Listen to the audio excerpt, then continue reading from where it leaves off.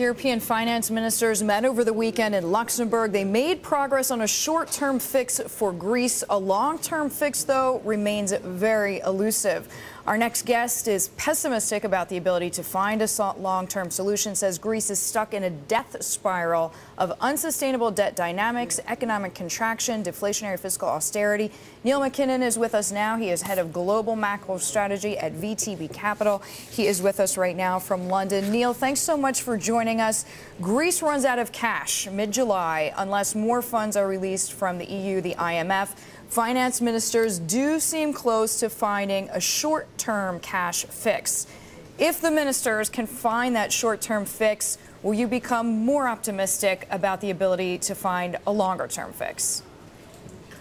Well, the short-term fix, as the statement from the Eurogroup finance ministers meeting this morning made clear, is very conditional on the Greek government and the Greek parliament actually passing the next round of austerity measures. We have a confidence vote tomorrow and a vote on the budget towards the end of the month. And the internal dynamics of Greek politics is now becoming very important as far as the financial markets are concerned.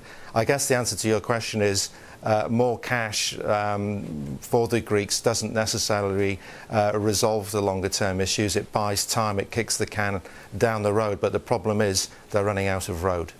Yeah, I mean, the idea here, right, is to cover Greece's borrowing needs until it can balance its own books, return to the bond markets. Sure. But you're saying that's not really a realistic expectation?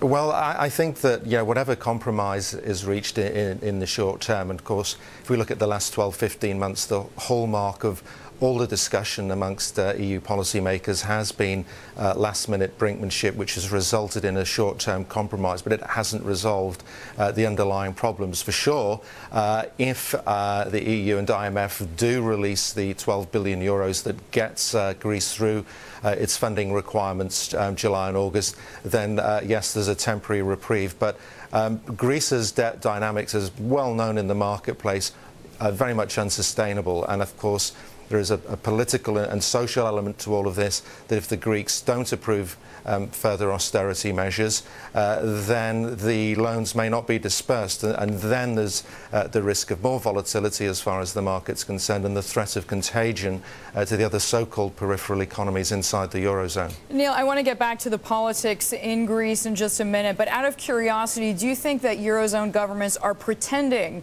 that Greece only has a liquidity problem and not a solvency problem?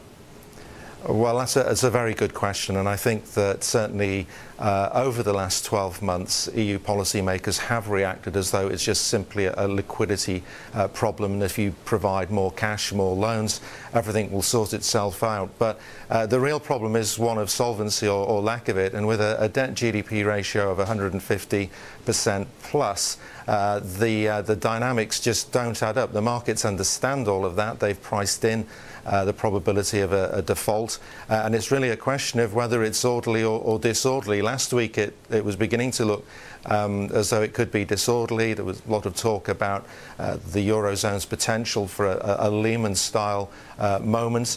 Whether we approach that sort of worst-case scenario remains to be seen, but the fundamental problems, which I think in the end will require a debt restructuring alongside some element of bank recapitalisation, is what we've got to see. And I'm not sure that policymakers necessarily understand or acknowledge the potential problems that we could see. Neil, you mentioned the vote of confidence. Does the Greek PM get it tomorrow or not? It's a very, very tough call. He may well have to twist a few arms, and I'm sure that there are a few arms being twisted. Even if he does get the vote of confidence, there's still the issue of getting approval for the budget. That's a lot more of a thorny issue, and as we've seen on the streets of Athens, there's a high degree of social discontent about all this, which is frankly understandable with the economic contraction which is taking place at the moment. So all of this injects fresh uncertainty as far as markets are concerned.